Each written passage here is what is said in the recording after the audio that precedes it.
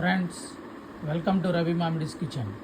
ఇవాళ మీకు సమోసాలు చూపించబోతున్నా, అది గ్రీన్ పీస్తో.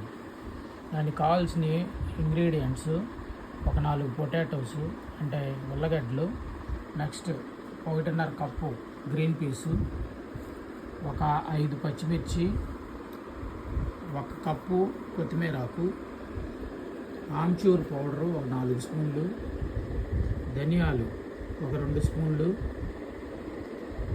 సోంపు పొడి అవి వచ్చి 2 స్పూన్లు. దీన్ని మనం ఇందాక తీసుకున్న ధనియాలని 2 స్పూన్లని దీన్ని మిక్సీలో కానీ లేదంటే చిన్న రోట్లో కానీ దంచుకొని లైట్గా పొడిగా చేసుకోండి. నెక్స్ట్ ఈ చిన్న జార్ ఒకటి తీసుకోండి, దాంట్లో పచ్చిమిర్చి, గ్రీన్ పీస్ కొద్దిగా, ఇవి గ్రీన్ పీస్ ఉడికించి పెట్టుకున్నాయి, ఇవి మరీ ఉడకక్కర్లేదు, 1 విజిల్ చాలు.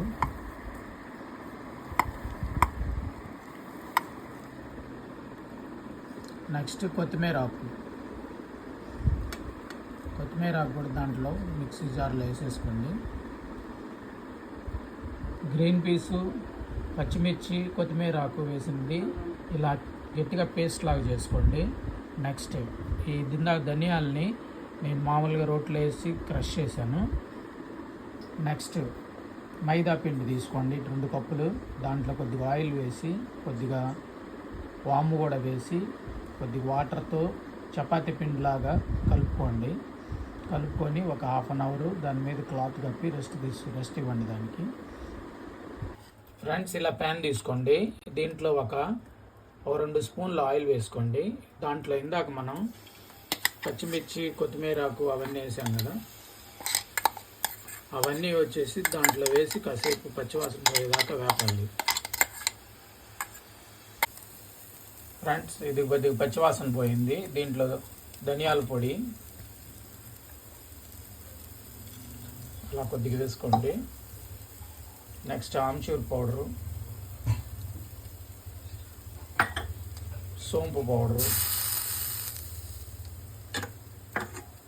అండ్ ఇందాక మనం గ్రీన్ పీస్ని పచ్చగా దీంట్లో వేసుకున్నాం కదా మిక్సీలో, అది మొత్తం వేసి ఒకసారి బాగా కలుపుకోండి.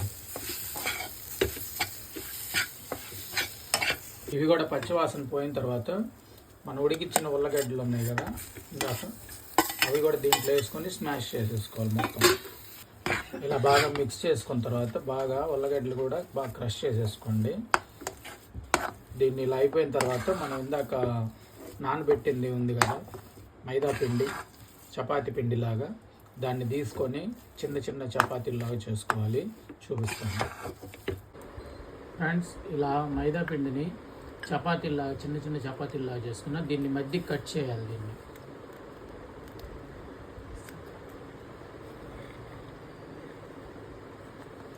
అలా కట్ చేసుకొని ఒక పార్ట్ తీసుకొని దాన్ని ఫోల్డ్ చేయాలి.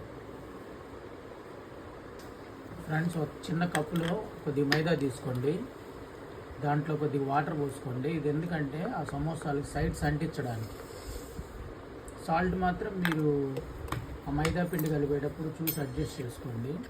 ఇందాక మనం వేసిన గ్రేవీలో కూడా సాల్ట్ మీరు చూసి అడ్జస్ట్ చేసుకోండి, me as per taste. Friends, ఇట్లా తీసుకున్నాను దీన్ని ఇప్పుడు ఫోల్డ్ చేస్తుంది చూడండి.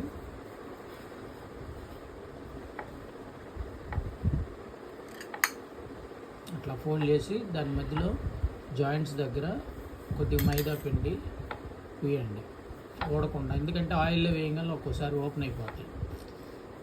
ఓపెన్ అయితే ఆయిల్ అంతా పాడైపోతుంది. ఇప్పుడు దాంట్లో మనం పెట్టుకున్న స్టఫింగ్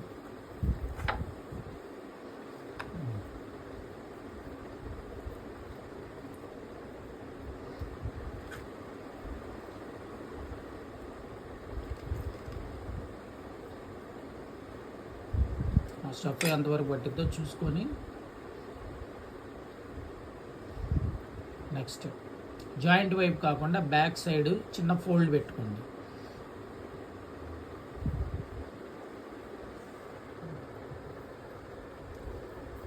చిన్న ఫోల్డ్ పెట్టుకొని అలా జాయింట్ చేయండి దాన్ని. మళ్ళీ దానికి కొద్దిగా మైదా తీసి ప్రెస్ చేసుకోండి. ఎక్కడ గ్యాప్స్ లేకుండా చూసుకోండి, లేదంటే మొత్తం బయటకు వస్తుంది.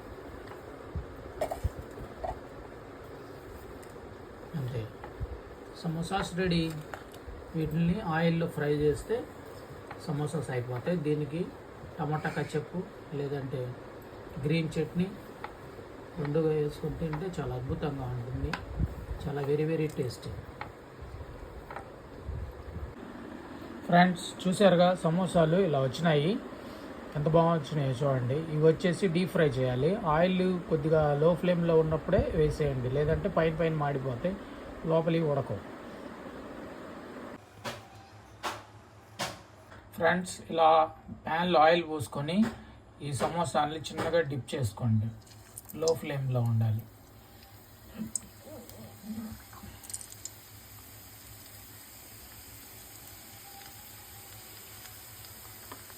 ఇవి బాగా రెడ్డిష్ వచ్చిన తర్వాత అప్పుడు తీసేయండి.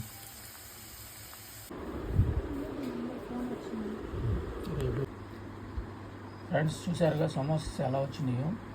ఇలా వేడివేడి సమోసాతో టమాటా కచప్తో తింటే చాలా అద్భుతంగా ఉంటుంది.